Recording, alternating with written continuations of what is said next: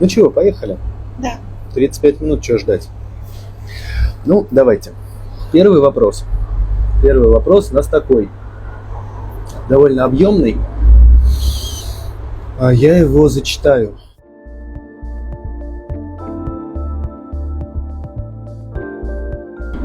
Так, как научиться отличать желание души от того, что хочет эго? Ведь бывает так, что душе нужно пройти какой-то опыт, который является неприятным для эго. И человеку кажется, что он наоборот, этого подсознательно не хочет. И даже хочет избежать этого. А оказывается, что именно это и нужно душе в итоге. И пройдя через это, ты уже чувствуешь себя лучше и видишь, что это было правильно. А до этого считал наоборот. Почему тогда говорят идти только в то, что откликается, если бывает, что то, что тебе на самом деле нужно, даже тебя пугает? То есть, по сути, вопрос о том, как отличить желание души, да, от желания эго. Я начну, да. Желание эго, желание личности, если у вас нет инструмента, нет способа заходить в сердце, то большая часть желаний, которые у вас есть, они происходят из эго, из личности, откуда бы еще им происходить. Но есть некоторые состояния, которые знакомы на протяжении жизни, некоторые ощущения, которые человек обычно помнит каждую, когда он выбрал что-то вопреки всему, и это привело к наилучшему какому-то результату, невозможному, волшебному, самому лучшему. Вот тогда этот выбор был сделан из души. Если у вас есть инструмент, способ заходить в свое сердце, если у вас есть активированный канал с душой, с абсолютом через свое сердце, то тогда желания души проходят в сердце, то есть в центр груди. Из центра груди, из сердца вы чувствуете на происходящее в вашей жизни, вы чувствуете подъем, нейтральное состояние или упадок. В дальнейшем это развивается, вы можете с собой разговаривать, ясно знать, что будет впереди, за каким решением пойти и так далее. Но это как бы навык. По поводу разного результата. Любой выбор, сделанный из сердца, активированного на связи с душой, он ведет как бы в два места. Либо он ведет к наилучшим возможностям, раскрывающимся на вашем пути души, когда складывается все для вас. Либо, если энергия не проходит, если что-то заблокировано опытом, каким-то состоянием боли, в этом месте вы не можете принять до конца решение, то есть у вас есть какая-то помеха. Вы идете навстречу тому, что вы хотите, и встречаете как бы на своем пути всеразличные препятствия. Вы идете за выбором души, но на пути у вас возникает триггер. И этот триггер показывает, что для того, чтобы пройти туда, куда вы хотите, вам нужно исцелить то состояние, которое вызвало у вас триггер и эта ситуация. Когда вы его исцеляете, вы продвигаетесь дальше. Я бы здесь начал, ты прям так сразу в глубину, а я бы здесь начал немножко как бы издалека, потому что но вопрос, вот есть же два состояния у человека, условно пробужденное и условно непробужденное. То есть человек, у которого сердце активно, и кто умеет этим пользоваться, и человек, который не умеет этим пользоваться. Если сердце активно, то это вот то, что сказала Аня. Сердце активно, значит, все понятно. То, что какие импульсы идут из сердца, их слушаешь, двигаешься, все, значит, все нормально. Ты в любом случае двигаешься по пути души, и тебя эго в этом смысле не обманет. Ты как бы на связи с душой, и все хорошо. Но ведь у большинства людей ситуация-то обратная. Связи с душой нету, связи с сердцем нету. И вот этот вопрос, собственно, он как бы и в первую очередь относится и может быть задан человеком, который со своим внутренним компасом не знаком. И эти вопросы То есть, а правильно я поступаю, неправильно? То есть мне идти как? Через борьбу пробиваться, прожимать там, в свой страх там нырять, или мне наоборот лететь мотылечком за чем-то светлым, сияющим, и вот только за тем, что хорошее вроде как. А как же дисциплина, а как же там наше любимое принуждение себя и вот это все.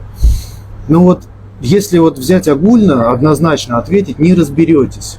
Пока сердце не открыто, пока в сердце не умеете, не разберетесь. Всегда можно очень сильно в этой истории запутаться. Потому что, ну, во-первых, эго довольно сложная структура внутренняя, которая, ну, особенно когда человек только из нее живет, в общем, практически нет шансов услышать что-то другое. Это большая удача и там один шанс, я не знаю, из 1000, что человек может сквозь вот этот бесконечный шум своих установок, своих там внутренних концепций, внутреннего диалога, черт знает чего, что происходит в голове. Болевых состояний, эмоций, там, чувств, весь вот этот ворох, который обычно у человека внутри крутится на всех планах. Редкий человек может сквозь это услышать голос, как это называется, голос интуиции, голос своего сердца и вот это вот что-то.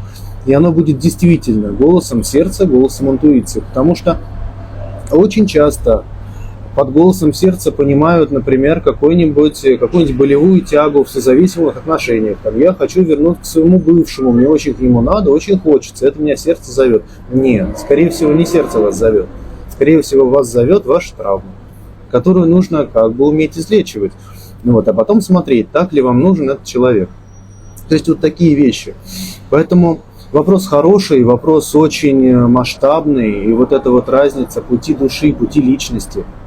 Как с этим разобраться, пока вы не в сердце не разберетесь. Это практически, ну то есть я, например, не знаю способа, как по-настоящему достоверно отличать одни желания от других, не имея инструмента, ну вот, открытого сердца. Если ты не умеешь в нем быть, не умеешь отличать, ну, то есть невозможно как, из головы это не получится просто. Вот. Мне, наверное, все. Если есть что добавить? Ну, да, это что-то очень обширная еще тема, потому что большая удача, когда человек в течение своей жизни может распознать сигналы души. И они не связаны обычно ни с предметами, ни там, с какими-то ситуациями, ни с конкретными людьми. Оттуда идут состояния, оттуда идут ощущения. Это желания, которые связаны как бы с состояниями. Это определенное ощущение подъема. А чаще оно знакомо не в ситуациях, которые очень жесткие, связаны с ответственностью, связанными сложно, когда человека там от суеты, от страха, от напряжения потряхивает. Этот выбор как бы в пользу души сделать практически невозможно. А вот когда человек выбирает что-то для себя расслабленное, когда он выбирает какой-то отдых, когда он выбирает какие-то ретриты, практики, еще что-то, он как бы прислушивается к себе, у него нет такой важности на этой теме. И он может услышать какое-то свое ощущение, его прямо тянет туда. И вот это тянет, оно не факт, что оно будет не из личности, но возможно... Но шансов больше. Да. Если человек вот пытается разобраться, не имея доступа в свое сердце и к душе, к высшим аспектам, то он как бы экспериментирует и пробует. Меня туда тянет, я за этим иду, у меня получается сложная ситуация, в итоге она приводит меня к чему-то хорошему. Но это так работает, когда нет инструмента исцеления внутри себя. Когда ты получаешь триггер, ты исцеляешь зону боли, и она как бы растворяется в твоей жизни. И все последующее, событийное тоже. Если у человека нет этого инструмента, он идет как бы за своим выбором, у него получается сложная ситуация, он ее так или иначе проживает так, как может прожить, и переходит дальше. То есть это как бы движение, когда у тебя нет открытого сердца. Это движение, с которого Мы все начинаем, мы все через него двигались, и точно помним ситуации, когда мы распознали, у нас получилось, и мы там, я не знаю, нашли какую-нибудь работу, встретили хорошего друга или еще что-то, или оказались в нужном месте, и развернулось что-то особенное для нас, что принесло нам особенное состояние, особенное ощущение. Я бы один момент вот тут заметил в вопросе хороший. Под вопрос вот этот.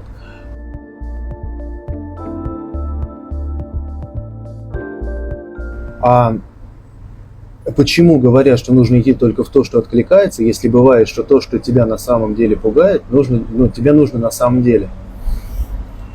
А по поводу вот этого шагания в свой страх. Тут есть такой момент интересный, что да, порой вот эта вот история, что в свой страх надо шагнуть, себя преодолеть, там что-то где-то победить, поражать и так далее. Но как бы да, это было. Но сейчас есть другой подход. А если ты чувствуешь, что тебя какая-то история пугает, то есть тебе не хочется, тебе страшно, то нужно не ломиться в свой страх и его испытывать, и через него как бы в реальности проходить, а нужно разбираться, почему тебя это пугает, что тебя пугает. То есть искать, докапываться до глубины этой проблемы, ее вылечивать и потом идти. То есть зачем идти в страх, если ты можешь его излечить, условно говоря, виртуально, то есть внутри себя. Это не обязательно разворачивать материю, то есть вот эту всю жуть не обязательно. Никаких жизней не хватит, если это все то, что внутри нас содержится, разворачивать вот так снаружи, через это идти вот так своим телом прям. Нет, это не здорово. Можно по-другому, можно проще. Но это по сути как бы разница двух путей. Одна, ты идешь через сердце, через активацию, через проведение себя сюда как души в тело, а одна, у тебя такого инструмента нет. И тогда, когда ты идешь в расширение, когда ты никогда не делал то, что ты хочешь сделать, тебе нужно идти как бы сквозь страх. У тебя нет другого инструмента. Тебе нужно ломиться так или иначе. Тебе нужно преодолевать некоторые свои слои защит, отработанные в этом месте ограничений. Но если у тебя есть инструменты, тогда ты идешь спокойно, ты идешь путем души, ты знаешь, что ты встречаешь на своем пути.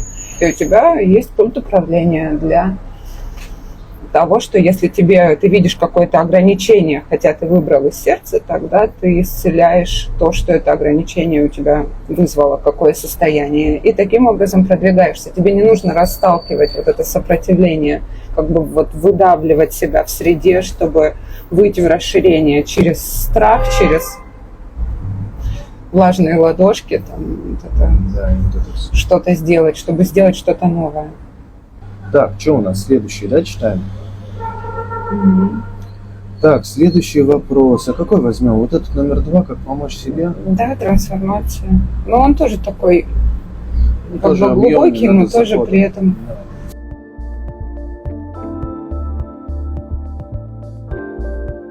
Так, второй вопрос. Как помочь себе во время трансформации, когда чувство, что сердце что-то сжимает и крутит?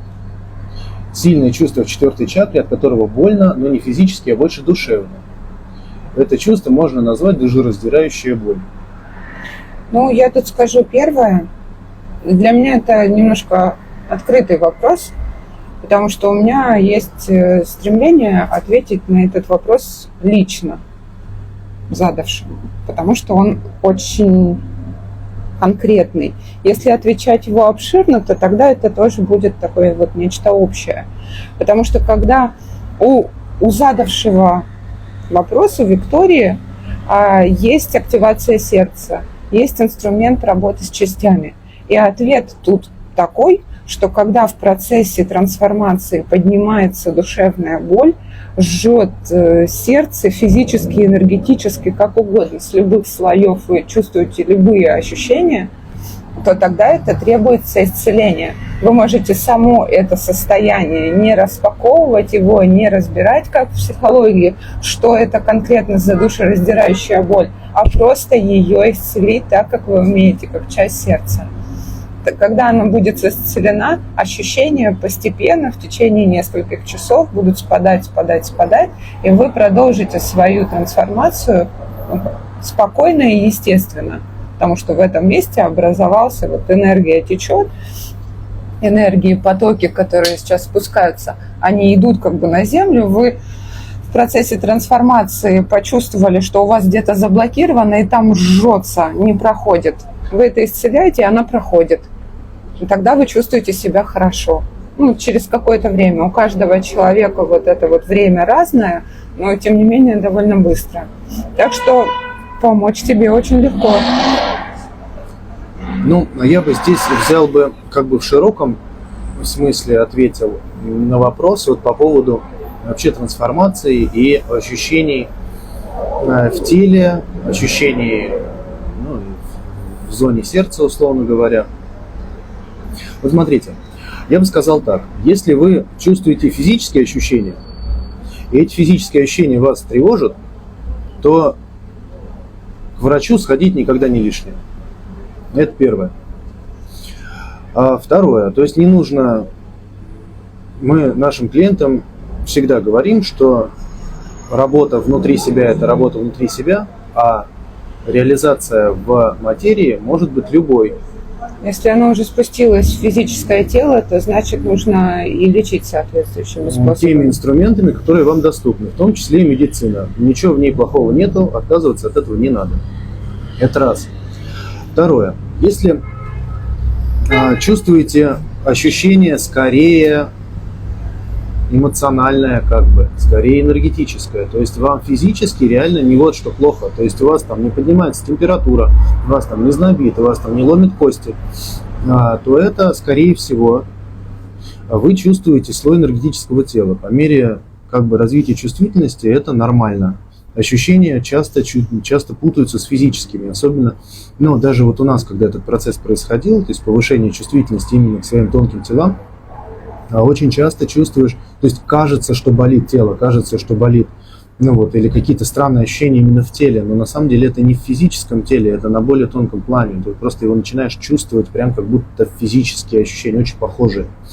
А в этом случае с этим нужно иметь дело, соответствующим инструментом, да, у нас инструмент самый главный один, через сердце заходишь и разбираешься, что именно за чувство, что именно за ощущение у тебя там по твоей структуре болтается. Что за такое ты чувствуешь на самом деле. То есть зовешь именно то, что чувствуешь. Как Аня говорила, не обязательно формулировать, не обязательно выяснять, что это именно такое. Можно позвать просто, вот именно это чувство я зову и исцеляю, соответственно. Душераздирающая боль в сердце, конечно, это такое дело, что надо, что ждать-то, надо звать, надо что-то делать, да, что ее терпеть, что с ней само жить. никуда не денется. Оно будет да, надо наполнять, звать часть, надо ее излечивать, надо потратить эти 10 минут времени и ее излечить, ждать нечего. Вот это всегда так. Чем ее месяцами, годами терпеть, надо 5 минут потратить и все готово. А для тех, кто не работает со своим сердцем изнутри, если вы испытываете в процессе трансформации, в течение своей жизни душераздирающие ощущения и нет напрямую доступа в сердце, то вы можете себя обнимать. И это ощущение, давать себе какое-то тепло, заботу. Самое худшее, что можно сделать, это себя ругать или пытаться это ощущение куда-нибудь задвинуть. Да. Если оно остро больное, то все равно немножко задвинешь. Но тем не менее попробовать с нежностью посмотреть на это чувство, дать себе какую-то заботу, какую-то поддержку, тепло. Будет лучше, чем оттолкнуть его. Это тоже навык, но в любом случае этим можно овладеть действительно, то есть к себе относиться с заботой, свою боль, свои внутренние переживания, страдания не от себя не отталкивать, их не ругать, себя не ругать за то, что себя чувствуешь как-то не так, как хотелось бы, не мучить себя по возможности, настолько, насколько можете себе позволить, себя не мучить. Конечно, таким чувствам, которые в течение жизни уже достали, уже просто, что называется, задолбали, довольно сложно вот так с лету, да еще и из ментала дать какую-то заботу, дать какую-то нежность, да еще и так, чтобы это помогло. В любом случае, себя не ругать — это первое дело вообще. Самое Поддержать главное. так, как можете. Если есть ресурс и возможность, искать инструменты, как с душераздирающей болью иметь дело. Она будет звать. Она просто так никуда не денется. Что, быстро идем, уже второй вопрос. Да. Ну что? Это обширный вопрос. Довольно. Ну что, третий, поехали. Да.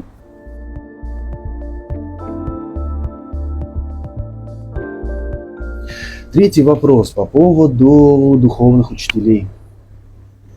Так, Да. говорят, появление проводника в твоей жизни – это признак того, что у твоей души есть запрос на духовный рост и просветление. Первая часть вопроса. За него хочется держаться, он становится духовным учителем, и хочется идти вместе с ним. Но также говорят о том, что нужно идти самостоятельно и не иметь кумира. Какое наше мнение, чтобы посоветовали тем, кто нашел духовного учителя? Я начну, да. Давай. Вопрос состоит из многих прослоек. Они идут совершенно из разных мест даже. Потому что первая часть вопроса про проводника, вторая часть вопроса про духовного учителя. Проводник и учитель несколько разные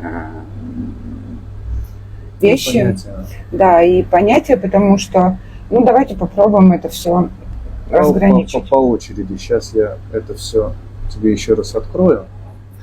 Да. Во. Так, давайте тогда по очереди. Кто такой проводник? Проводник – это человек, какое-то существо, будем считать человек, через которого вы обучаетесь какому-то способу работы с собой, с энергиями, с тем или иным. Это человек, который точечно помогает вам в процессе. Либо пройти через какую-то зону, например, родовые какие-то системы, родовые практики, расстановки, регрессии, в общем, какая угодно техника. Астрология, human design, чего только нет. Это человек, к которому ты приходишь, обращаешься, ты берешь у него сессию, консультацию в зависимости от того, практическая ли это работа или информационная, кодовая, ты получаешь либо это знание, либо результат, либо навык. И это проводник. Тебя с ним ничего не связывает, никто никому ничего не должен. Это моментальный обмен знания и навыка между двумя людьми. А вот духовный учитель – это вопрос другого порядка, потому что тут включаются эгрегориальные структуры, потому что духовный учитель и отношения с ним проходят через религиозные эгрегоры, они проходят через эгрегор страдания. То есть, когда это запускается... Не обязательно прям религиозный, но имеется туда отсылка. Иерархическая вот эта тема есть. Когда есть иерархия. То есть, фактически говоря, из того, из чего задается вопрос, у человека есть некое состояние, которое затягивает его в отношения с проводником для того, чтобы выстраивать именно с ним отношения, именно энергообмен.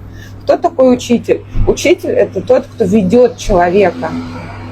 Человек в некоторой степени, тоже учителя все разные, в некоторой степени передает долю ответственности за себя проводнику. И он становится учителем. Он его ведет этой дорогой, а он ей следует. То есть он как бы себя каким-то образом ограничивает, и учителю передает эту власть. Как бы в той степени или в большой, в зависимости от учителя, от ученика и так далее. Но, тем не менее, этот процесс запускается.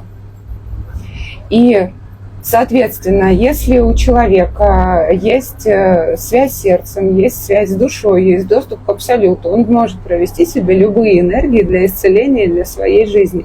Если ему почему-то еще нужен духовный учитель, он не чувствует, что он может быть наедине представлен сам, что ему нужен некий посредник, то значит, у него есть состояние, которые чувствуют себя беспомощными, которые чувствуют, что им нужно питание. Это такие как новорожденные части, которые просят и полной заботы, и питания, и поддержки. Они просят полного обеспечения, потому что чувствуют себя беспомощно.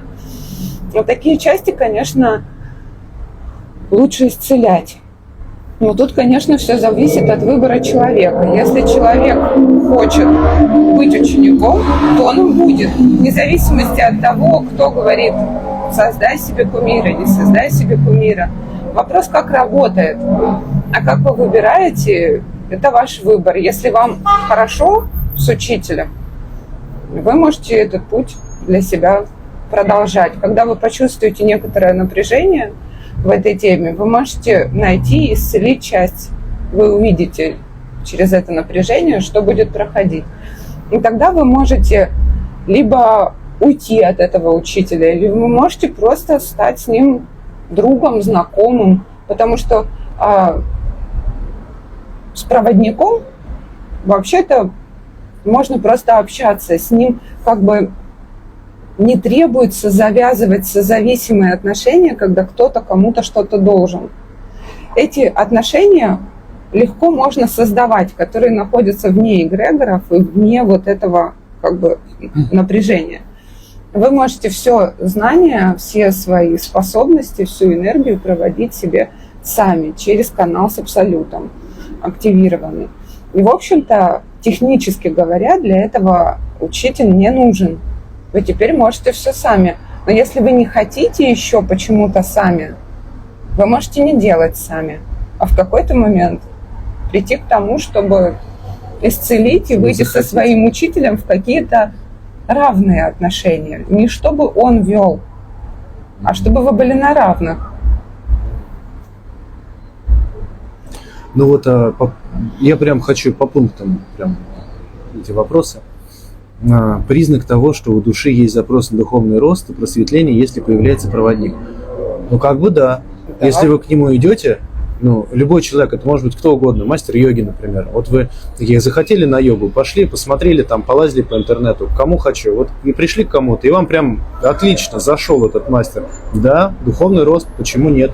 Может, это будет таролог, например. Вы пошли, хочу, расклад. Приходите, а там такой человек, что вам всю жизнь вашу расписал, и на прошлое, и будущее, и вообще в душу заглянул, что называется. Да, почему нет? Значит, вам это нужно, вы хотите. В любом случае, если у вас есть внутренний поиск, если вы не удовлетворены, скажем так, тем объемом знания, понимания, которое у вас есть, осознания, качество вашей жизни, если вы у вас есть вот этот внутренний импульс двигаться на этом пути, значит, у вас есть запрос. Вопрос, какой глубины и насколько далеко вы готовы и хотите пройти со всех планов. Но этот вопрос другой.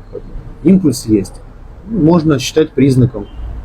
По поводу того, появляется учитель в жизни, некий, кого вы считаете духовным учителем и принимаете как духовного учителя, является ли это признаком духовного роста? Возможно, да, есть такое понимание в разных культурах, и в христианской, и в индийской, и много в каких культурах есть это, что духовный учитель, он появляется, значит, я молодец. А до этого, что это вроде как этап пути, этап становления. Знаете, раньше возможно, сейчас нет.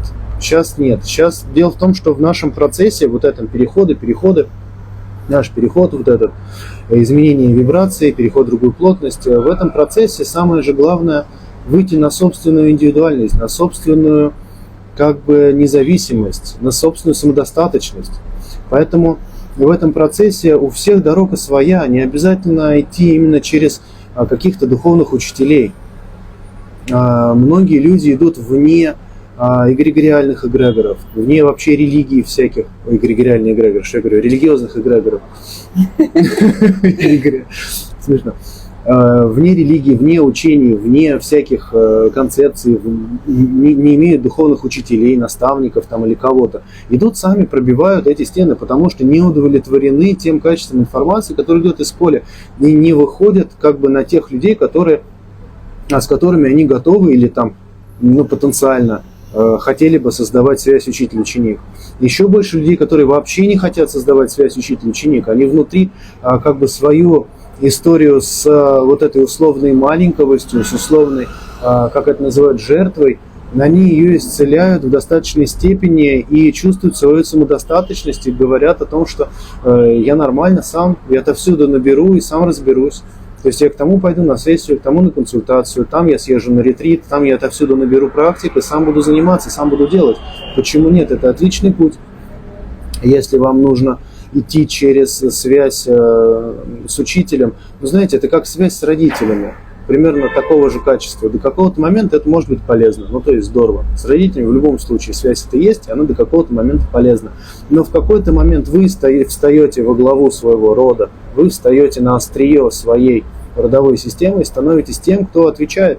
Вы становитесь главным. Родители становятся сзади, и они как бы за вашей спиной, а вы впереди, вы на острие, и вы решаете. Вы становитесь взрослым. Вот. Поэтому это как бы этап взросления. Можно сказать, духовного взросления в том числе. Так, что у нас там осталось? Не иметь кумира. Кумиру иметь смысла как бы не особо. Зачем он нужен? Я не знаю, зачем кумир. Но этот путь, он индивидуальный. Тотально, он индивидуальный. Он не может быть пройден. Невозможно прийти к единству, когда у тебя есть зависимость. Состояние зависимости. Я не могу. Я зависим от чего-то или от кого-то. От чего-то знания, от чьей-то энергии, я как бы ведом, я зависим. Невозможно пройти к единству, потому что это племенное, коллективное, это совсем про другое. И когда ты сам внутри себя исцеляешь эти состояния, которые как бы пребывают, этот опыт, который пребывает в состоянии беспомощности, слабости, когда требуется ведомость, когда я чувствую, что я не могу. Я бы, может, и хотела, но я не могу. Мне нужен тот, кто меня проведет. Мне нужен тот, кто все время будет следить за мной. Так ли я делаю, все ли я делаю. И это тоже хорошо. Вопрос того, что если вы хотите идти дальше, и вы чувствуете, что до этого время пришло, тогда вы можете двигаться сами через свой канал, каждую свою часть исцеляя, не полагаясь на кого-то другого. Потому что мы не знаем, куда приведет учитель, где его потолок. И зависеть от него – это уязвимость для самого человека, для ученика. Но до какого-то этапа это может быть необходимостью. Это могут быть кармические отношения. И вы даже, может, вы и хотите как-то по-другому, но до исцеления этих кармических отношений вас будет туда тянуть для проживания того опыта, который там есть. Я бы хотел здесь еще один момент короткий отметить. Смотрите на примере. Например, вы, допустим, ходите на йогу. Или там, например, ходите в спортзал к тренеру. Вы на йогу идете, приходите, и у вас сидит там ваш мастер, который вам говорит: вот сейчас вот такую асану, сейчас вот такую, сейчас вот такую стойку, сейчас вот другую стойку. И вы его слушаете и слушаетесь. И делаете. Домой приходите, а дома делать неохота, например. Это нормально. Или там в спортзал ходите. В спортзал ваш тренер вас гоняет, вы там бегаете, стараетесь. А дома сами не делаете. Это нормально. Это не отношение учитель-ученик. На минуточку.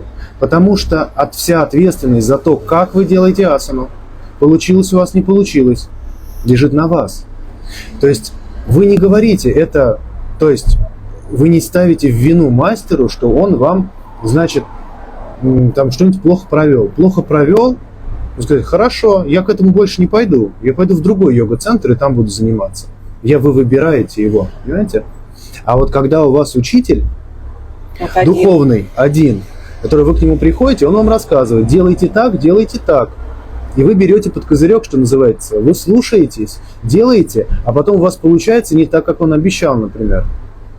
И что получается? Оказывается, этот духовный учитель не прав, у вас вина, он виноват. Может быть, со мной и что-то начинается не так. вот это, или со мной что-то не так. Вы начинаете либо себя мучить, либо его начинаете мучить внутри себя, либо еще как, ну, зависит от того, в каких именно отношениях, да, то есть как это проявляется.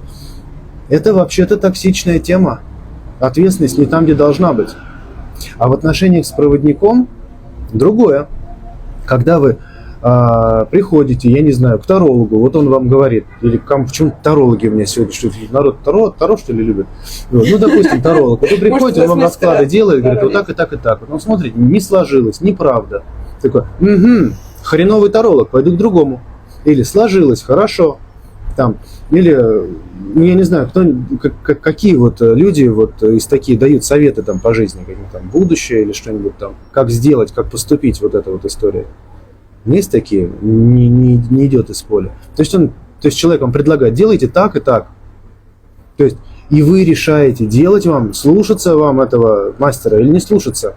То есть будете вы это делать или не будете. Если вы будете делать, то ответственность ваша. Это вы решили это делать, вы решили этим заниматься. Это не мастер виноват, а вы решили. То есть, понимаете, ответственность где? Вот это очень важный момент. Вообще, конечно, про ответственность надо отдельное видео записывать, как это работает. Потому что это интересная тема, а из головы тот, кто живет, интересная вообще разобраться там, классно. Технически, вообще, коротко говоря, ответ на этот вопрос, технически говоря, все работает индивидуально, через связь с душой и с абсолютом. Духовный учитель – это ваш выбор. Вам исцелять ваши части и быть на равных с любым человеком или идти как послушник, как ученик. Если у вас есть к этому потребность, значит, вы проживете и свой путь, и свой триггер. Не отличается подруга, которая там уехала, оставила, бросила, вы чувствуете себя там брошенной, потерянной, или учитель, который прекратил там курсы, ведения и прочее, и вы почувствовали то же самое. Триггер может быть любой. Если вы не можете, чувствуете, что не хотите вот, исцелять, за этим идти, то, возможно, это триггер, который поможет вам увидеть, что там на самом деле под этим. И это тоже путь, ничего плохого. Работает по-другому. Да, чуть-чуть иначе. Ну что, номер 4. Поехали.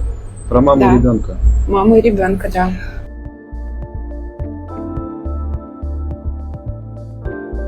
Вопрос такой. Как трансформации мамы влияют на ее ребенка? Ведь мы знаем, что дети отражают эмоциональное состояние мамы. Напрямую. Особенно чем младший ребенок, тем сильнее и ярче отражается. Но тем не менее, когда ребенок, это, конечно, индивидуально, в зависимости от того, какие связи между мамой и ребенком, какие кармические связи и так далее. Но обычно, чем младший ребенок, у него, например, может подняться температура, у него может измениться поведение, и мама это увидит, что в нем что-то изменилось. И вот этих изменений может быть очень много, и они проходят в основном спокойно и даже как-то естественно. Есть вещи, которые вызывают там температуру, у ребенка там кошмары, еще что-то. И чем старше ребенок, тем сильнее может быть вот таких эффектов, когда у ребенка есть уже собственный выбор.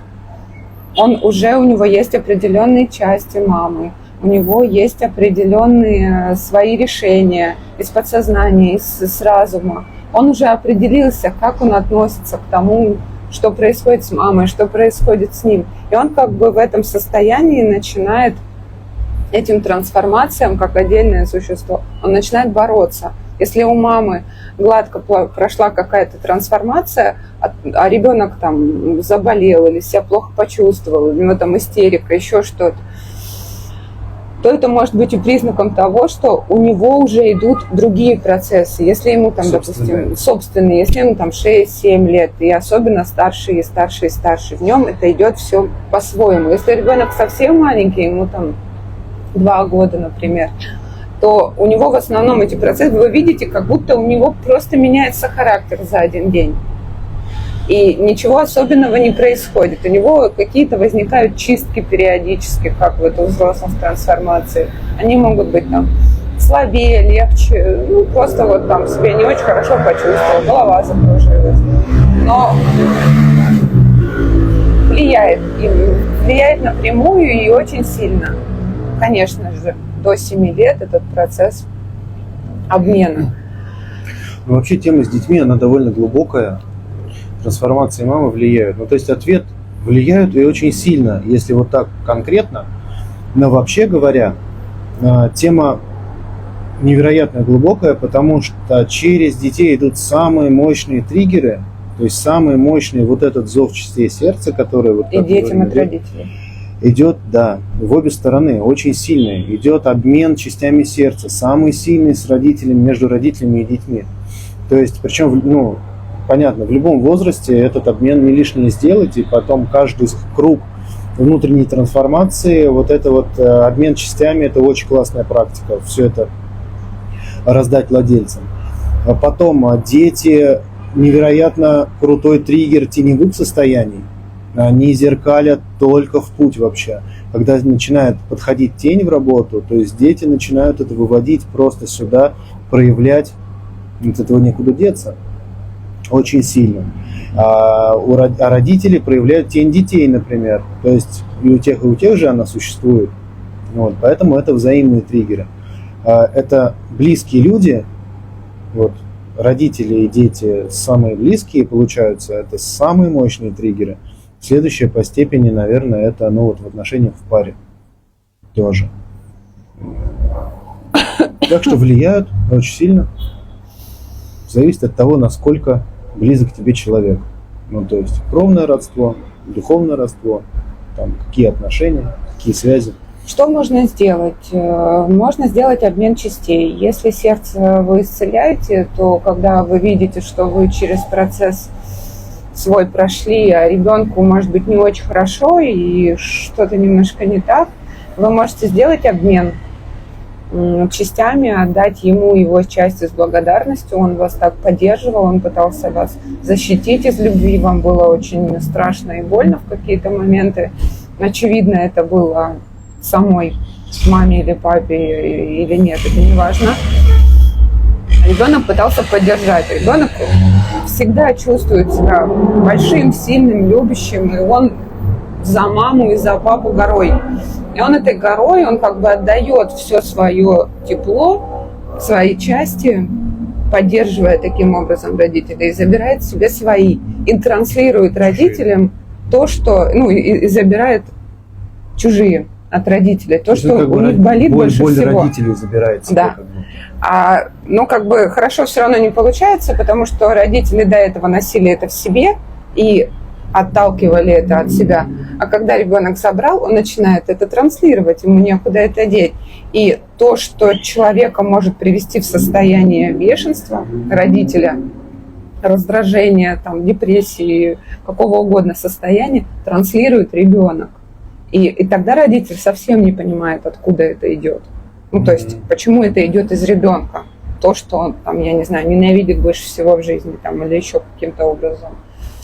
В любом случае, если ребенок маленький, до 7 лет, и с ним что-то такое, и вам от него как-то в каких-то ситуациях с ним сложно, кроме как в себя смотреть некуда.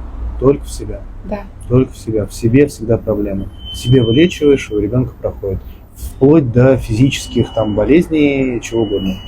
Да. Вот. Имейте в виду, всегда у вас проблема. Да, и почему обмен? Обмен, если ребенку не очень хорошо, то вы можете сделать этот обмен и с большой вероятностью, ну, исцелить свои части, ему отдать его части. С большой вероятностью у него состояние может улучшиться. Ну, конечно, тут не отменяется ни медицина, ничего абсолютно. Но, тем не менее, вы можете увидеть это мгновенно, потому что дети в основном отдают свои целые части, они отдают свои любящие части, они отдают свою силу, поэтому им возвращается сила. А взрослые обмениваются своими болевыми состояниями, поэтому обмен, он не такой Были радостны.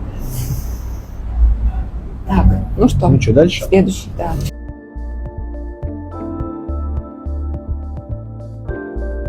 Вопрос следующий. Тема не вполне наша, но Да. Ну, есть, окей. значит, ответим. Что значит одинаковые цифры на часах? Когда видишь 12-12, 22-22 и так далее. Уже второй год вижу их ежедневно по 5, по 3-5 раз за день. Слышал, что это порталы. Если это так, как понять, что это за порталы, как правильно в эти моменты себя вести? Значит ли это вообще что-то? А давай я начну. давай. Так, первое. Мы не нумерологи, мы в этом не разбираемся. Мы в эту тему не погружались никогда, и особенно с магией чисел вот этой вот дел не имели. Вот. Но нас это не особенно интересовало, и как-то это не вот что инструмент, который, ну вот прям вот так вот у нас в ходу. Это во-первых. Ну, кое-что посоветовать можем.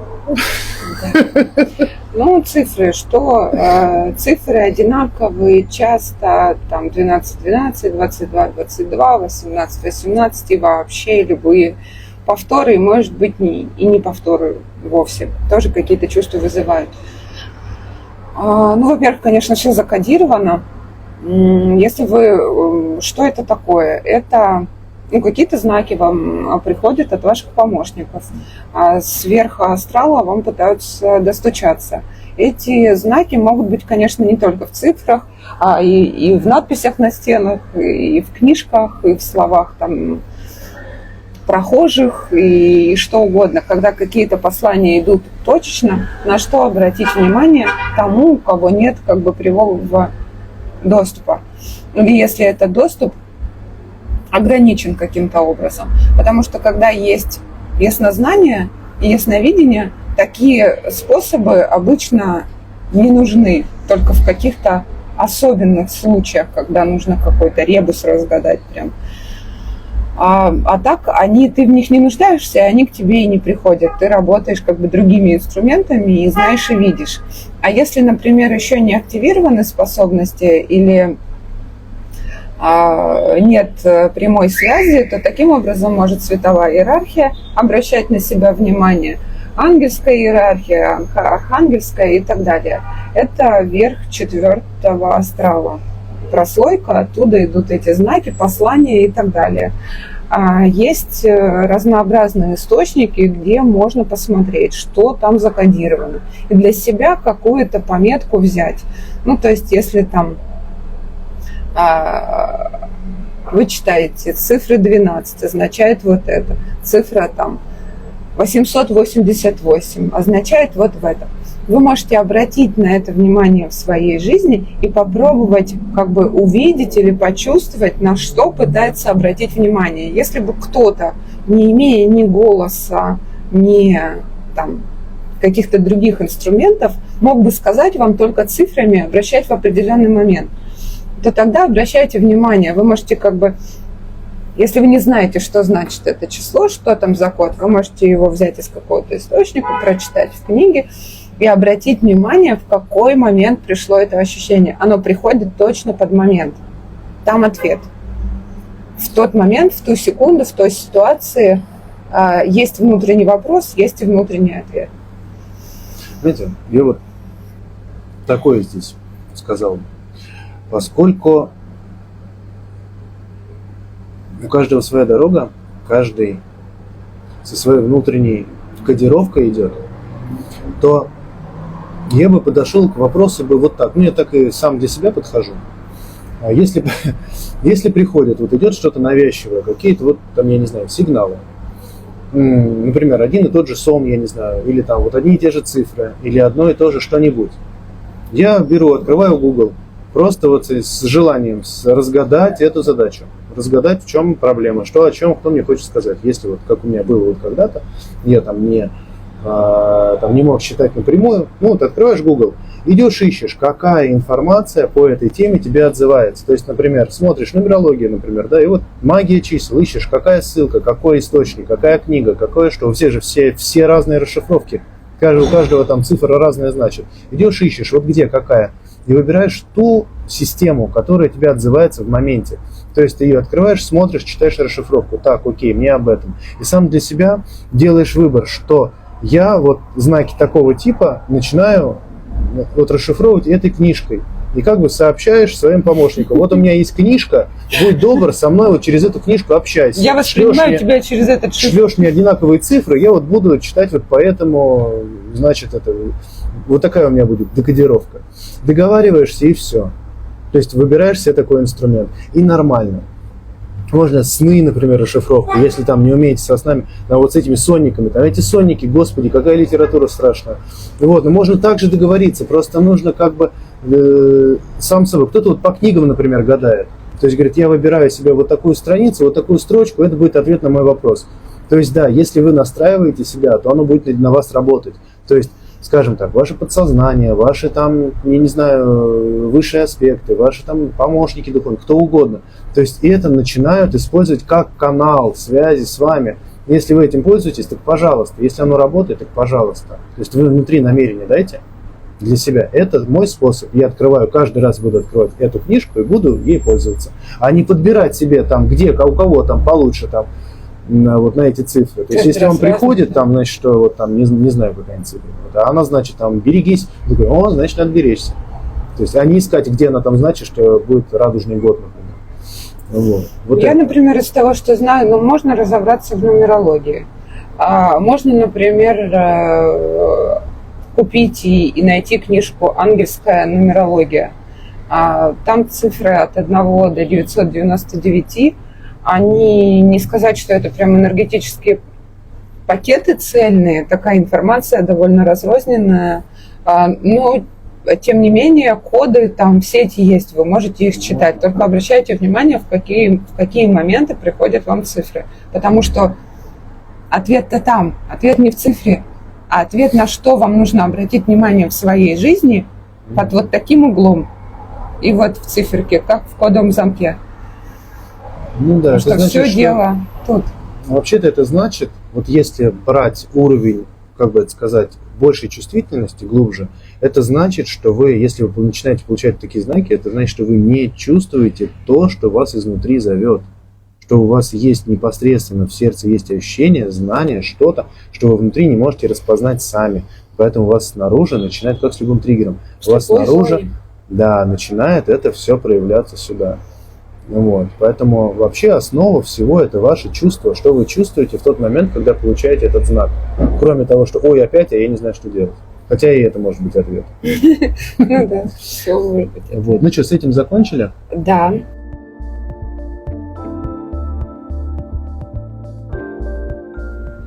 Ну, я бы так.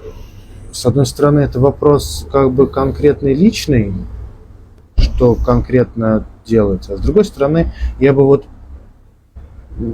так вот без последней бы вот части ответил бы в общем, что можно делать, как это происходит, почему. А вот это вот... Ну, что, читаю? Да. Давай. Ты начнешь? Нет, ты. А, еще и я начну. Ну, хорошо. Да. Так, вопрос такой. Затягивание в бытовую работу, суету.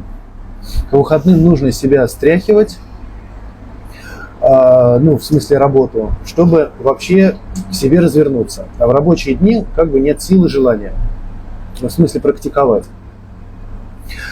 Что можно с этим сделать? Если у кого-то подобные проблемы, то есть вопрос как бы про личную практику, про индивидуальную практику, что вопрос задан от человека, который... Что? Что Нет, такое? в кадр не попадаешь. Я в кадр не попадаю. А я такой начал это, веду и не вижу. Вопрос задан от человека, который умеет работать в своем сердце, причем на довольно сильном уровне. Но есть вот такая проблема. Если вы в своем сердце не умеете еще, и у вас вот так, то ответ один. Давайте пробуждайтесь. Давайте заходить в сердце, учитесь там быть. И этот вопрос, если сложности какие-то, лень там бывает, апатия, там еще что-нибудь такое, и любой запрос, в общем, любые проблемы, все через сердце вы найдете ответ. Это для тех, кто пока не умеет. Для тех, кто умеет, если вот такие сложности. А проблема может быть любой глубины. Всегда.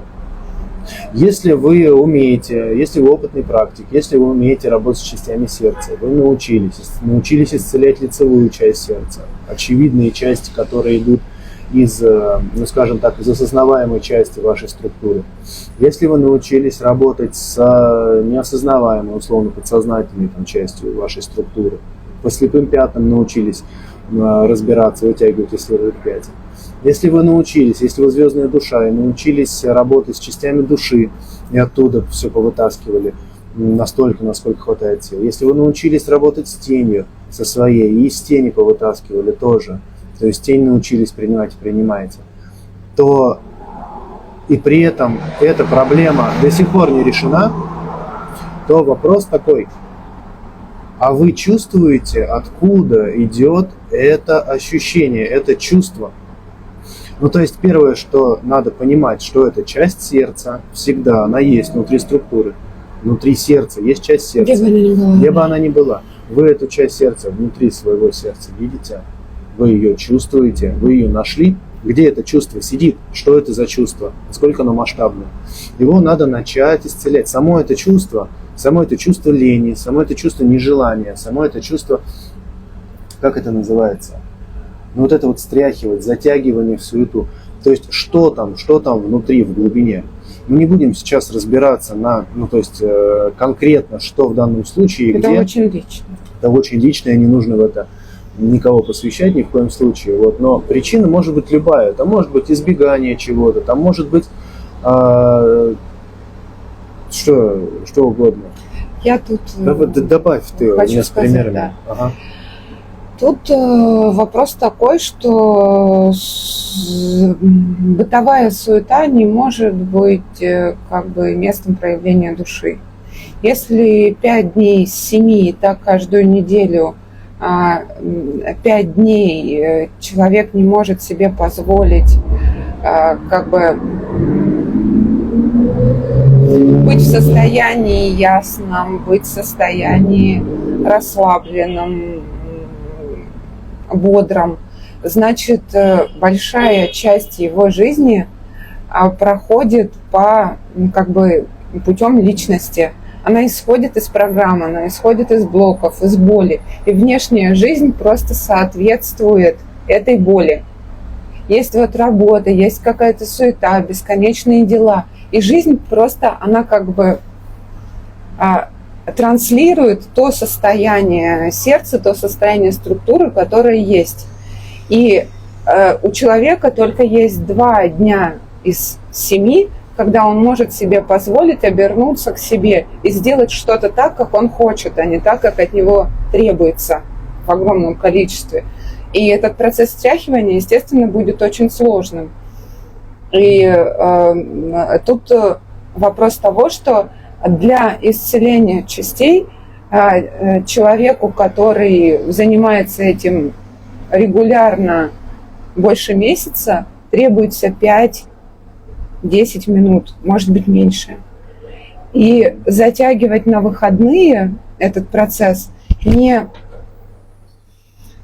особенно желательно, потому что человека как бы окружает, стягивает его реальность, стягивается восприятие, он переходит в жесткое реакционное состояние, а потом ему, как по расписанию, нужно в пятницу вечером или в субботу утром прийти в некое состояние, где он бодр, свеж, наполнен интересом, заниматься своими процессами и так далее, своим развитием и прочее.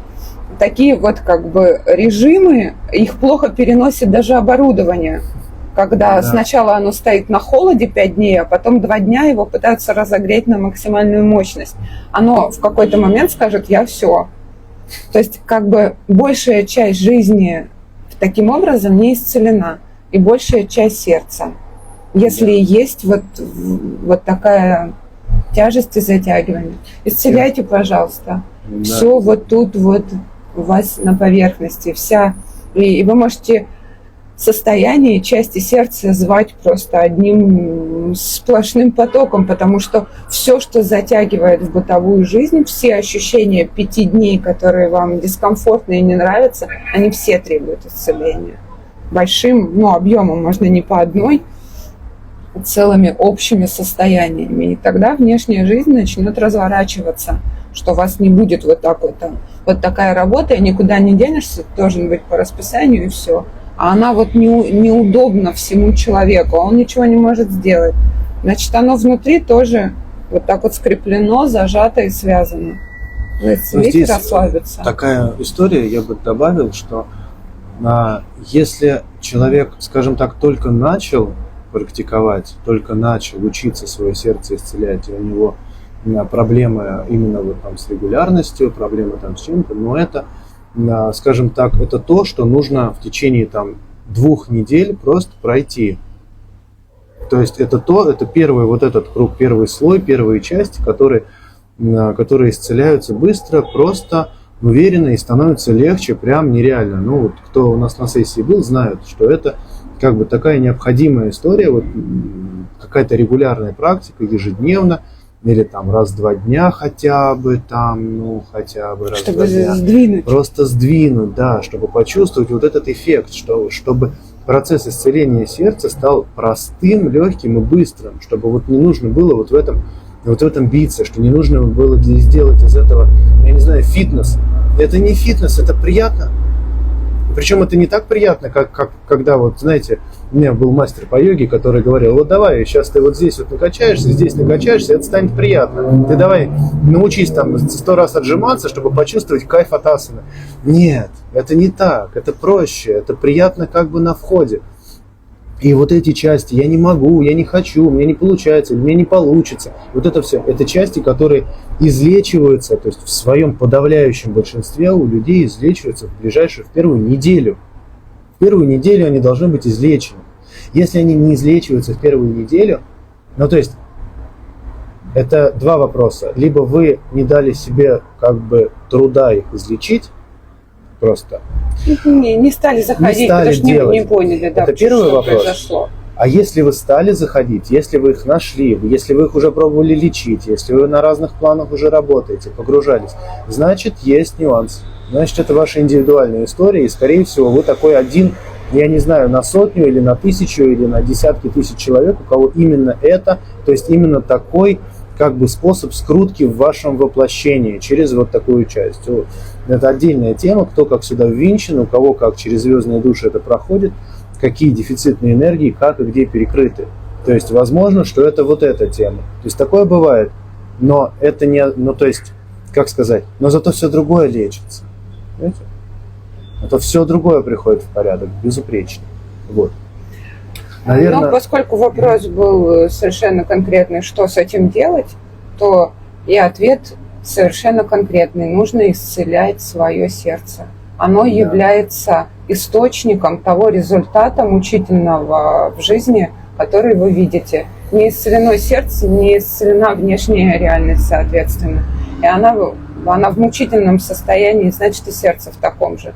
Значит, нужно его нужно искать. Научиться и с теплом и любовью принимать. Тогда и внешние обстоятельства начнут разжиматься вот из этих тисков. А так, да, оно работает. Когда живешь вне сердца, оно так и работает. Работа 5 дней в неделю с 8 до 8 или там со скольки, с 8 до 6, она ровно так и действует. Ну, все в этом находятся, все крупные города, люди в метро одним своим видом демонстрируют. Мы все одинаково себя чувствуем, кроме там редкого человека в розовом пальто. Или еще что-нибудь. Ну, то есть это как бы естественное уже состояние вот искажений и боли, которые чувствуются внутри постепенно людей. Свою жизнь приводить в порядок. Да. Потихонечку. Исцелять. Так.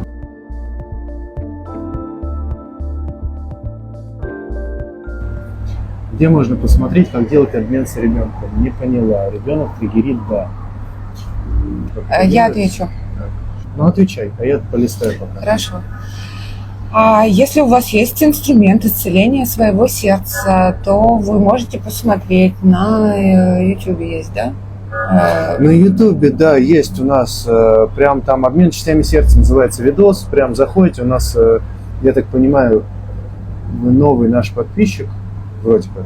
Да. Может и нет, не знаю. Вроде да. В общем, заходите, у нас в закрепе есть ссылка на канал, заходите на YouTube-канале, там есть короткий видос «Обмен частями сердца». Как там отдать, как не отдать, все. Для того, чтобы это работало хорошо, чтобы оно, вернее, работало как следует, прям работало, вам нужно уметь в свое сердце заходить, в сердце работать. У вас должна быть активация сердца, вы должны уметь работать с частями сердца. Без этого обмен будет, скажем так, ну, процентов на 20. И вам будет тяжело, вам вернется состояние, а вы не будете знать, как с ним работать. Тут, если вы умеете заходить в свое сердце, вы можете позвать части. Ну, то есть, откуда их звать? Вы же это делаете из сердца. Части сердца у ребенка свои, отдать ему его. И когда вернутся ваши части, вы почувствуете, что они пришли, они в болевом состоянии, иначе ребенок их бы не забрал. И вам нужно уметь их исцелять, чтобы вас не погрузило из этих частей никуда. Потому что если ребенок забрал, значит там тяжело они себя чувствуют. Если вы умеете их исцелять, то тогда исцелять легко, быстро, не погружаясь в их состояние, так как конечно, звать их особенного смысла нет. Ребенок, она вся не позовется. Если вы будете делать это, находясь с вниманием в голове, то вы как идею эту распространите, вы как бы дадите намерение, чтобы для вас как-то развернулась ситуация, чтобы вы собрали намерение, нашли там инструмент, научились исцелять сердце, и тогда, то есть из ментала не позовешь, это другая зона, там не работает. Иначе бы все, что мы думали, оно бы тут же воплощалось. Но это нужно делать в сердце, внутри структуры, и уметь исцелять, чтобы вам от этого плохо не стало. В том-то и дело, что почему сердце-то такая важная штука. Из него все работает. То есть из него все работает до конца, из него можно сделать до конца, прям до самых корней добраться, откуда бы они ни шли. И там это вылечить, там это принять, это все любовью заполнить. А если делать, то есть и любая практика так, то есть любая практика, какой бы вы не занимались через сердце, она приносит результаты, ну, как бы в разы лучше, или просто приносит, или она просто работает. Если вы любой практикой занимаетесь из головы, то это работает, ну, там, либо только ментальный план, например, либо только там, тело. То есть вы из одной зоны как бы вытесняете что-то в другую, из той зоны вытесняете в другую. Работаете проблема... с ней так вот шажочком. Да, и как бы двигаетесь по чуть-чуть, но то есть, корень не то есть вы не пролечиваете до глубины вот это все. Поэтому сердце, поэтому только оттуда. Вот. Ну, про обмен, где его искать, рассказали. Вот. Ну, и там еще посмотрите, у нас там много всего интересного. Какая у нас очередность? Вот в Инстаграме есть вопросы? Вот этот вопрос раньше.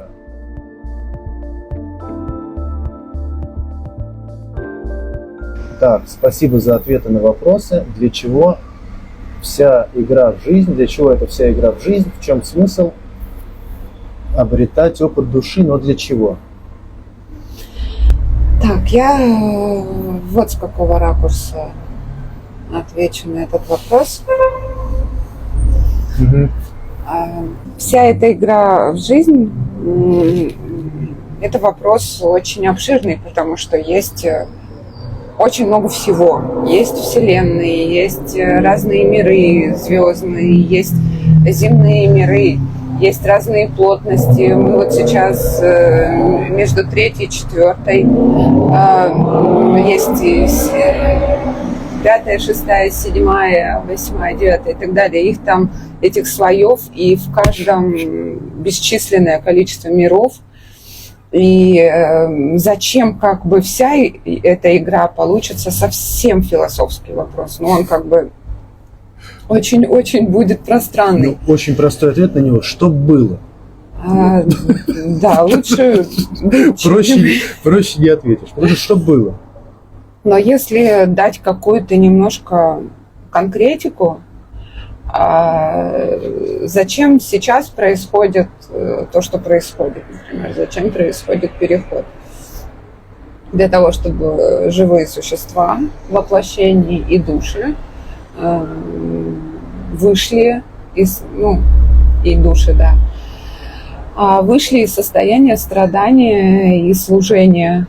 В целом вышли из состояния получения опыта через страдания.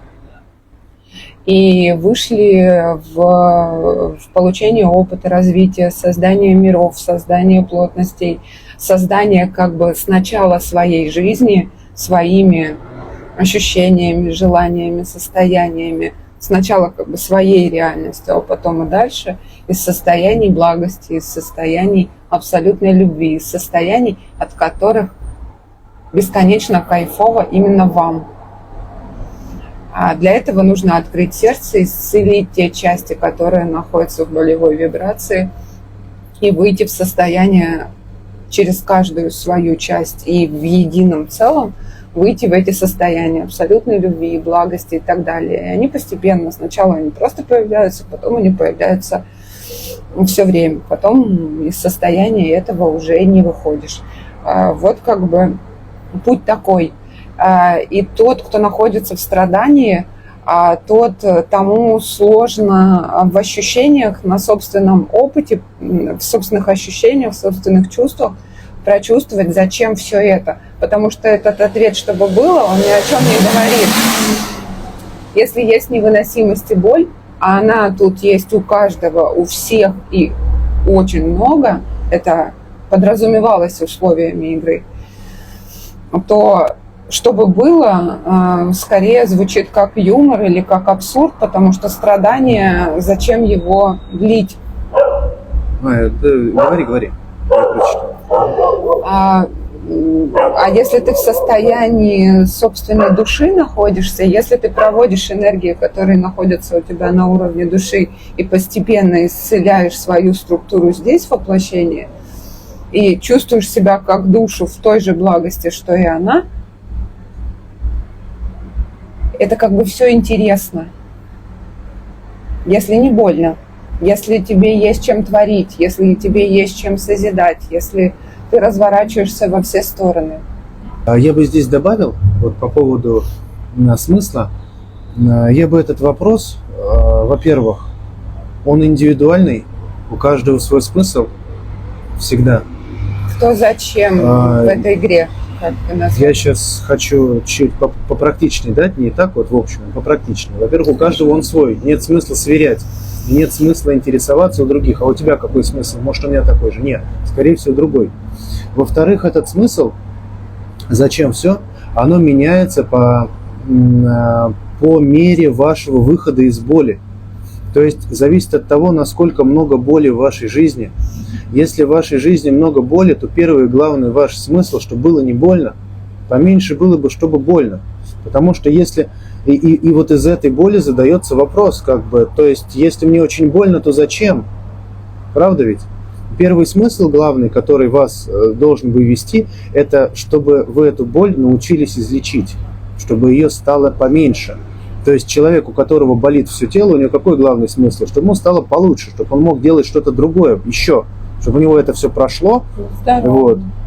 Чтобы он стал здоров, и он стал что-то мочь делать еще. То есть если он не ходит, чтобы он научился, смог ходить, например. Если он там не может говорить, чтобы у него там, не знаю, прошло что-нибудь, что его там ограничивает. И вот это, когда вам и по мере того, как вам будет становиться все менее и менее больно во всей вашей структуре, у вас начнут проявляться ваши личные, собственные смыслы. Зачем? Вы найдете то, от чего вы кайфуете. Когда вам не приходится делать то, что вам нравится сквозь зубы, постоянно удерживая тот объем невыносимости, который в вашей жизни есть. Осознанно или нет? Осознанно или нет, как бы от жизни хрен кайфанешь, если тебе все время хреново. То есть, это оксюморон, понимаете?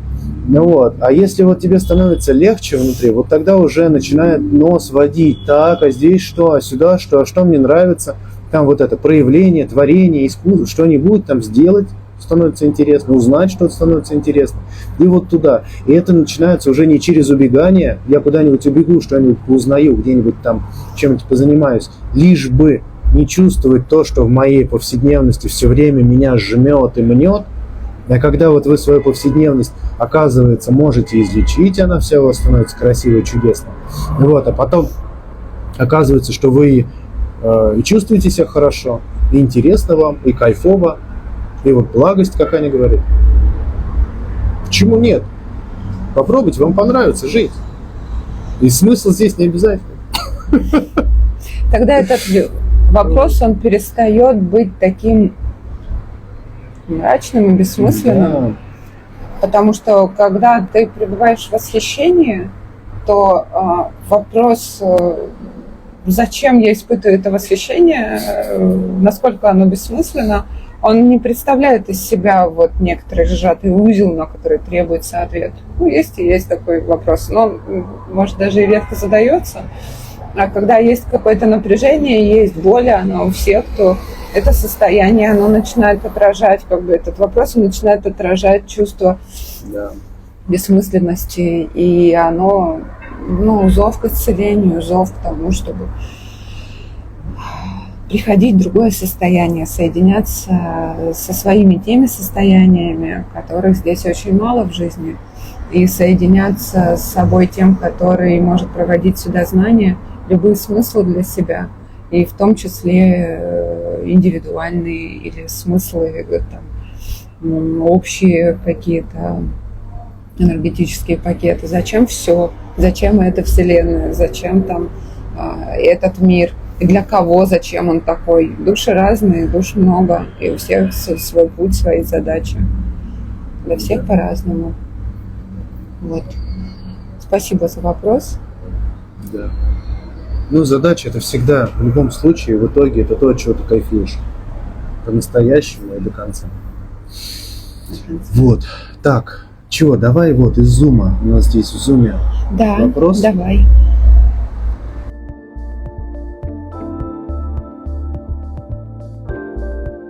Про кармических партнеров. Как понять, что встретила кармического партнера? Встретила человека, после общения с которым происходят большие трансформации, идет творчество и любовь в широком смысле. Кажется, что могу контактировать с ним даже на расстоянии. Или это вообще новый уровень общения между людьми с открытыми сердцами? Да. Может быть, у нас неверная терминология, потому что кармический партнер – это отношения, с которым происходят через боль, триггеры и разные дикие ситуации, которые даже сложно пока вы друг другу представить. не доедите, да, эти отношения не выпустят. Это подразумевается под кармическим партнером, а то, что вы описываете ниже, подразумевает под родственными душами, родными, может быть, из одной монады, может быть, из разных других каких-то слоев и пространств. Может, партнерские отношения через какие-то глубокие связи. Может быть, под задачи, может быть, у вас путь совместный, мастерства, дополнения друг друга. А то, что вы описываете, это прекрасный путь, если он вам нравится, это чудесно. А кармические отношения, они другие. Они могут быть совсем... Они, во-первых, очень притягательные. Это вот... И невероятно токсичные. И невероятно токсичные. Люди в них очень стремятся, когда встречают друг друга, не могут друг от друга оторваться, теряют там внешние связи, все рассыпается, и они есть только друг у друга, как будто в мире никого больше не существует. И эти отношения, они очень быстро из какого-то подъема бурной радости и бурных эмоций, они переходят в самые токсичные отношения, которые только могут быть. Это, больно всем, даже тем, кто на это смотрит. Так что кармические отношения, их сложно с чем-то спутать, но, вероятно, вот. А то, что вы описали, да, это родственная душа.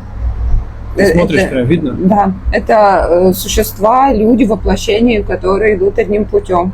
Да, у них на пути, поскольку все люди, у всех есть какие-то болевые состояния, они периодически будут сталкиваться на какие-то темы, но это будут только определенные темы, в которых им сложно найти общий язык друг с другом, у которых у каждого возникает какая-то внутренняя боль, и он ничего не может с ней сделать, кроме как протранслировать. Это есть у всех. А в целом это отношения, которые ведут вас дальше, с которым вы на равных, а вы партнеры. Да, на равных и партнеры. Если есть через сердце доступ, значит, есть на себя опора. Если есть внутреннее вот это центрирование, значит, это отношения вообще другого качества. Принципиально другого качества. То есть они не токсичны по определению. они по определению без созависимости выстраиваются. То есть они идут, ну, то есть могут выстраиваться отдельные зоны, какие-то там, какие-то отдельные темы, но в целом без. То есть это равенство. Вот. Поэтому, ну, как бы круто. Что можно предложить? Смотрите, как будет развиваться. И не потеряйте по дурости. Вот. Спасибо за вопрос. Вопрос хороший. Вообще тема отношений большая тема. Мы все отношений, пары, там мужчины, женщины, мы все с Аней думаем что-то на эту тему, я не знаю, записать, рассказать, но что-то все не складывается. Не готов пока пакет, это наверное, очень не готов, масштабно. да, но... Я не знаю, сколько, часов 10 без перерыва писать. Ну, может, мы в какой-то момент все-таки соберемся и начнем, по крайней мере, какие-то вводные, какие-то вводные, какие-то частями, что ли. Мы-то потому что давно уже вместе. Опыт хороший. Ну вот.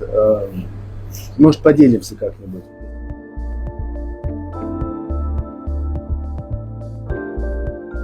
Так, вопрос такой. Про близнецовые пламена можете пару слов сказать? Много разного об этом говорят. Ваше мнение интересно. Близнецовые. Ну, конечно, путаницы много. Терминология. Если доступ есть к собственному знанию, то ты оттуда это знание проводишь. Если это как бы то, что есть в поле, то тогда возникает путаница. Все как-то что-то свое подразумевают, кто-то подразумевает какие-то волшебные райские отношения, кто-то подразумевает какую-то дикую боль, которую невозможно разрешить. Но, тем не менее, технически говоря, близнецовые, мы их называем просто близнецы. Но это не близнецы, это одна душа, это воплощение из одной души. Причем одно состояние теневое, одно состояние лицевое. То, что у души скрыто в тени воплощения, здесь лицевое.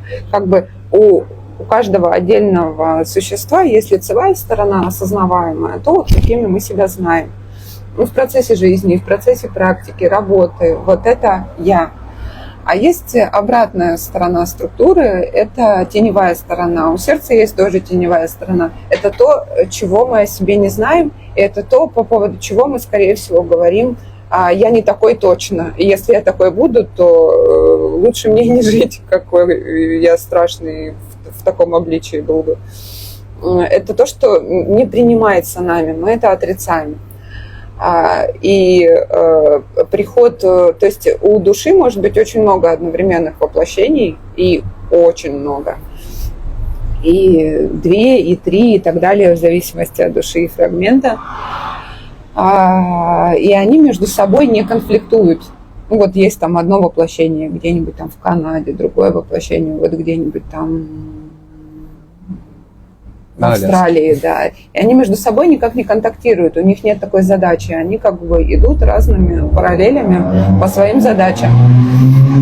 Близнецовые, они между собой контактируют, потому что они являются по структуре, по соотношению, они являются одно тень, а другое лицевое. Поэтому, когда они друг друга встречают, они обнаруживают вот такую разность всего. Они как противоположности друг друга. Они смотрятся как будто в зеркало, только обратное.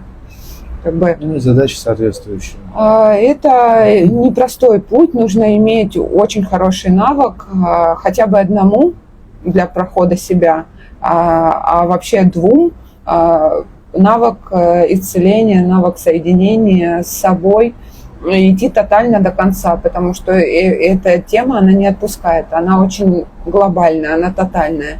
И если 2 человека занимаются, идут путем, знают, как себя исцелять, они могут исцелить ту боль и те травмы, тот опыт, который триггерами приносит партнер-близнец.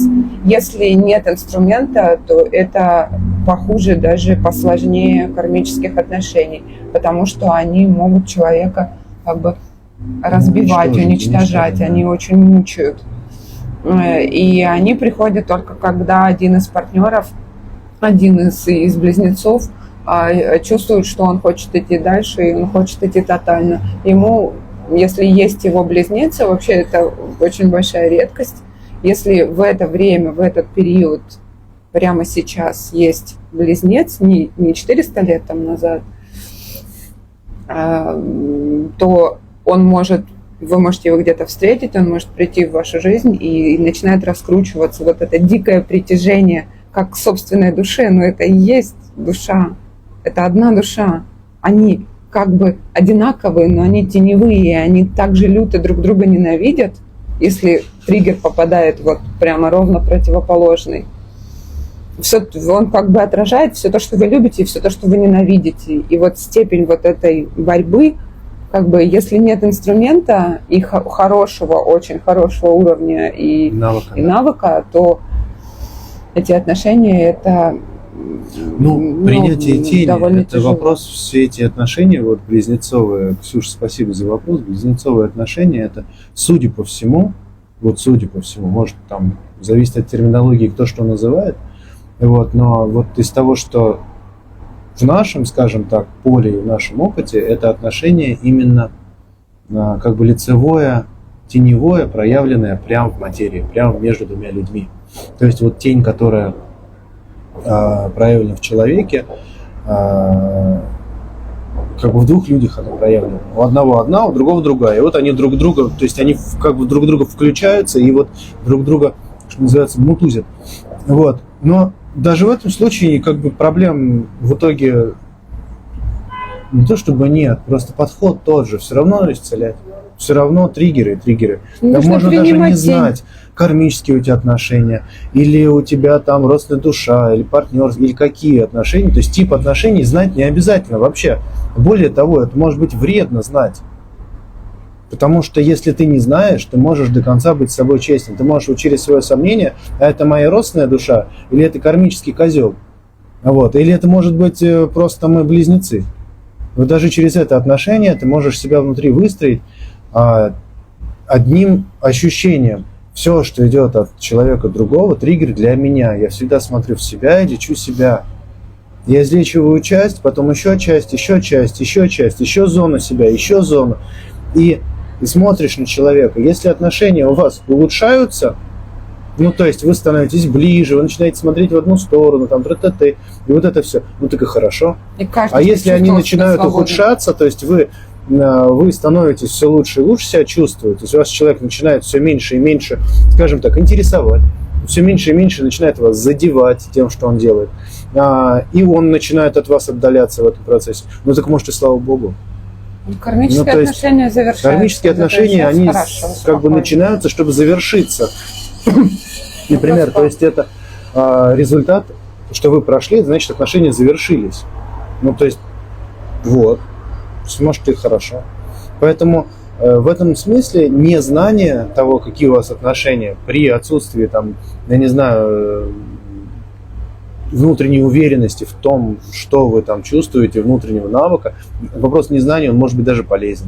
То есть вот в таком разрезе. Вот. У нас там был вопрос про тень.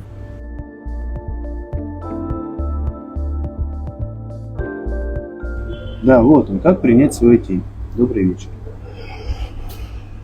Это обширная тема. Принятие тени. Опять варианта 2. Да. Если человек имеет доступ в свое сердце, может зайти туда и из него не выходить, может там исцелять, работать, это его зона, в которую имеет доступ. Это один ответ. Если человек не умеет, это совершенно другой ответ. Потому что для человека, который живет социальной жизнью из ума, способ проживания тени – это способ проживания тяжелых состояний и особенно тяжелых ситуаций. Когда что-то неожиданно откуда-то вылетает, человек вышел на работу, он вышел, ему на голову упал кирпич, я не знаю, ведро с кирпичами или любая ситуация, в том числе международная, любого масштаба, на него нечто вылетает неожиданное, и он начинает это проживать с вопросом, за что мне это и что это за фигня. Вот, собственно, так прилетает тень. И если у человека нет доступа, и с уровня высшего я видно, что и не будет, как бы у него задачи не для прохождения, не для соединения с душой в этом воплощении, то он как бы проживает свою тень проживанием самой ситуации. И насколько он в самой ситуации бережен к себе, насколько он может проявить любовь, насколько он может проявить заботу, какие-то человеческие качества и в особенности к своим чувствам. Принять себя в ситуации таким. То есть я там, например, в ситуации в какой-то, меня там, у меня отжали бизнес, у меня там, не знаю, партнер там увел все бабки со счетов, у меня там ушла жена, у меня там, меня ненавидят там дети, например, за что-нибудь там. И ты вот в этой ситуации находишься, ты себя в этой ситуации должен не ругать, не там замучивать, не там корить, не там что-нибудь такое, а себя в этом принять. Это тоже я, и таким можно быть. Вот это состояние, это я, и этим можно быть, это состояние принятия тени. Ну а для того, чтобы принимать ее на, ну как бы, как следует, Тотально, это состояние, этому надо учиться. Этому нужно учиться. Это как бы не то, что можно рассказать вот так вот на прямом эфире. Это процесс обучения. Причем обучение, даже имея инструмент, как именно это делать, даже как бы в опыте личном, имея навык, это все равно процесс обучения. Ты этому учишься. Это не... Как обретаешь практически чувственный навык собственный. Это вообще-то сложно. Это никто ни для кого не может сделать во всех этих процессах. Это ты учишься и делаешь это сам. Но принцип такой. Чтобы не проживать это событийно, чтобы принимать там, где оно есть, и принимать до конца. А событийно вот так. Ну, это тоже, я вот говорю, вот принять себя вот в этом. Ну, это тоже хрен сделаешь просто так. Ну, это как бы, если это просто слово, то что такое принять? Ну, что такое принять? Это большая тема. Некоторые говорят, как фраза ВКонтакте: прими себя. А это что сделай практически? Но есть практические инструменты, как это сделать. То есть можно об этом упомянуть, но что это скажет? Этому можно учиться. Ответ только практический. Хотите научиться принимать тень, приходите. Мы можем научить. Да. Вот. А вот так как? Тяжело принимать тень. Сложно. Но интересно. И открывается много классного. Да. Вот. Результаты там, да, работают очень. Результатов много, да. Так, что-то было еще. Вот про благость.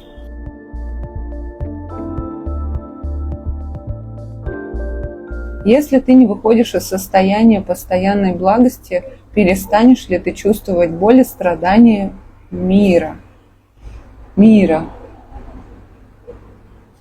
Вопрос эмпатичности, для меня это вопрос все-таки эмпатичности, потому что чувствовать страдания мира – это,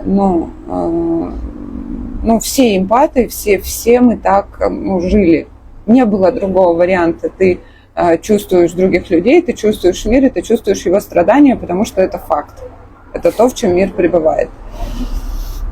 Когда состояние благости может идти из разных зон структуры. Если ты на связи со своей душой, и ты исцеляешь свои состояния болевые, а не выталкиваешь их в тень как бы хорошим состоянием, что я в позитиве, все будет хорошо, мир для меня, все не может быть ужасно, это действительно процесс исцеления, то тогда состояние исцеления частей, даже не состояние благости и постоянного в нем присутствия, а исцеление частей, за счет которых ты круглосуточно чувствуешь боль мира или какую-то другую боль, которая не находится внутри себя, это вопросы сияющей жертвы, это вопросы состояния сердца. И ты постепенно начинаешь пользоваться своим даром и своим инструментом, как то, что у тебя есть, и с чем ты не можешь ничего сделать, и как бы приспосабливаешься так жить, с тем, что ты можешь этим управлять. Ты можешь чувствовать, как вот слой определенный, считывать его, а можешь не считывать. Если тебе нужно сделать какой-то прогноз, если тебе нужно настроиться на какую-то работу, если нужно Если ты проводишь какую-то тонкоматериальную работу, и тебе нужны эти слои, тогда ты их считываешь и чувствуешь, но они как бы тебя не задевают, потому что тебе нечем больше с ними задеваться, ты с ними не на одной частоте. Если что-то цепляет внутри, то ты можешь как бы не чувствовать в основном, но что-то одно подцепит твое сердце, подцепит твое состояние и станет больно от чего-то или от кого-то, или от какой-то мировой ситуации и так далее. Ну, это вопрос, ну, для меня это вопрос, вот я на нее так смотрю, чувствую страдание мира. Ну, то есть, для меня этот вопрос задан из ощущения, как вот мне вот, я вот его пытаюсь прочитать, это из ощущения, что сострадание – это хорошо. То есть сострадание, ощущение, что ты страдаешь вместе с другим человеком, то есть разделяешь его чувства, то есть испытываешь то же самое, что и он внутри себя, и вместе с ним над этим горюешь, это хорошо. Вообще-то в этом нет ничего хорошего. Когда вы в таком состоянии находитесь, то есть вы вот, например, у кого есть дети, знают, что если вот вы вместе с ребенком сидите, и он в истерике, и если вы с ним вместе в истерике, то некому, знаете, ситуацию прекратить и наконец-то помочь. Взрослого нет. В любом состоянии сопереживания нет ничего хорошего, потому что нет того, кто в ресурсе, нет того, кто может помочь, нет того, кто может реально поддержать. Страдание, совместное страдание – это именно что совместное страдание. Вы вместе... Так происходит обмен частями. Так происходит обмен частями, и становится плохо всем, никому не становится лучше. Ну, то есть оно как бы типа становится, можно там, знаете, вот это вот за чашечкой там какого-нибудь пива с друзьями посидеть, там рассказать, или там как там девушки сидят, разговаривают там с подругами, там вот это все друг у друга, там на груди плачут. Это как бы способ, но это настолько очень низкий есть КПД. получше. Есть получше. КПД невероятно низкий. Это очень долго и в обход. Невероятно долго. Можно быстрее, можно лучше. И на этом пути вам не нужно страдать. Хватит уже страдать. Вот эта идея страдания и упивания болью, своей, чужой болью, в ней там бултыхание. Надо отходить уже сколько можно. Сколько уже можно этого страдания. Мир захлебывается, правда. Ну ладно, хрен с ним, с миром. Вы захлебываетесь. Все захлебываются. Свою боль для начала. Ну как-то. Сначала ее, а потом уж там смотреть, что в мире. Может, можно помочь, действительно, реально, а не вместе просто поплакать. Вот это. Вот этот момент. Поэтому чувствовать боль, страдания мира зависит как. Если выходишь на состояние, вот как мы, например, с клиентами работаем, когда у нас вот сессия, например, к нам приходят люди в состоянии любом. Ну, то есть буквально любом. Вот что вот можете почувствовать, придумать себе, какие бывают состояния. Самые критические. Любое состояние может быть. Абсолютно. Человек приходит, ты вот чувствуешь его состояние всем собой. Полностью. Ты знаешь. Вот ему вот хреново намертво просто. Но если вместе, если я в это состояние впаду, то что я буду делать с ним? Мы будем вместе стоять и охать просто. Ох, как плохо. Ну, люди в состоянии страдания и сострадания ничего другого не могут делать, кроме как говорить о себе. Потому что начинается сострадание, а заканчивается внутренним страданием. И каждый страдает внутри себя. Вопрос, чем как бы не сострадать и что делать лучше, чем сострадать. Потому что сострадание – это путь, так было. Это глубоко по-человечески. Это был красивый путь, лучший путь. Быть сострадающим человеком, чем жестоким и агрессивным. Но это и до сих пор лучше вообще-то. Ну, как бы да. Но есть как бы другой способ. Не страдать и помочь тому, кто страдает, а не сострадать. Да. Чувствительность, если она нужна для чего-то, то она остается. Угу. Но она больше не вызывает. Усиливается. Она усиливается, распространяется на другие слои через видение, чувствование, разными способностями. И при этом сам человек, который обладает таким даром, впервые, наверное, может сказать, что у него дар, а не проклятие, когда он чувствует боль мира. Очень сложно этим наслаждаться, даже будучи очень сопереживающим человеком. Потому что это жертвенное состояние, это слабое состояние, это состояние неуправляемое, с ним как бы ничего не сделаешь. Оно исцеляется только изнутри себя. Не быть захваченным чужой болью. Состояние благости отличается тем, что из состояния благости можно помочь. Ведь чувствовать боль и страдания мира и при этом, в общем-то, не мочь ничего толком сделать с этим, это так себе вообще-то история. А вот из благости можно, да. По крайней мере, через себя. Что-то начать делать по-настоящему. Вот. Делать не через боль, а через благость. Это как раз совсем новый для Земли путь, не через служение, страдания, жертву и служение, обмен энергиями. Через вот это, через эту структуру мира. А выходить в развитие через абсолютную любовь, через состояние счастья, через состояние благости, чтобы развитие шло не из ограничений, а из ресурса, из наличия. Но и это большой путь. Практически. Ну что, все, мы ответили. Спасибо за вопрос.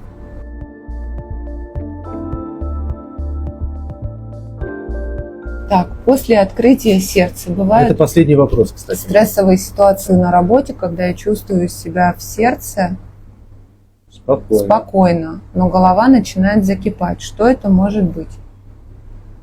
После открытия сердца бывают стрессовые Сердце открыто, ситуации. сердце активно работает.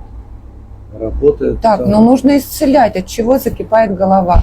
А голова, ментальный план, это тоже демонстрация триггеров. Они не Когда такие открыто жесткие, как сердце? социальные. Сколько времени прошло? Успела структура перестроиться? Сколько Да. времени прошло? О чем речь? Если вы хотите более конкретный ответ, напишите нам в директ Инстаграма. Или в WhatsApp аудио лучше. Да. В общем, как вам удобно, мы тогда Сердце поговорим. спокойно, но голова начинает закипать, что это может быть. Это может быть что угодно. Вот. Найти причину можно через сердце, позвав из сердца, причину, часть сердца, которая вызывает это состояние. В теплой зоне должно быть спокойно. Всегда Да. классно, спокойно и здорово. Ментальный план транслирует. Ага. Вот так. Хорошо. В пятницу окей. встречаемся. Супер. Значит, тогда я ответил. Ментальный план – это очень хорошая зона триггеров, поскольку ментальный план – поставщик через мысли и разные цикличные состояния восприятия и ума, и подсознательные, и какие там у нас разнообразные процессы происходят, очень хороший поставщик. В сердце может быть не видно частей, когда вы исцеляете долго разнообразные свои состояния, а потом вам начинают приходить тонкие триггеры. Ничего не сваливается на улицу, ничего не происходит в материальной жизни вот такого яркого, мучительного, резкого, сложного. Триггеры начинают приходить через ментальный план. И они такие, они спокойнее, чем когда эмоциями человека захватывает, и он не может ничего другого, кроме или кричать, или плакать, или когда ситуациями. Ментальный план это уже поспокойнее, там что-то вас зовет. Но мы с вами об этом поговорим. Да. Спасибо вам всем за вопросы и за встречу. Спасибо. Всем хорошего вечера. Спасибо в Инстаграме и спасибо в Зуме. Если кто-то хочет что-то спросить еще, пишите нам сообщение.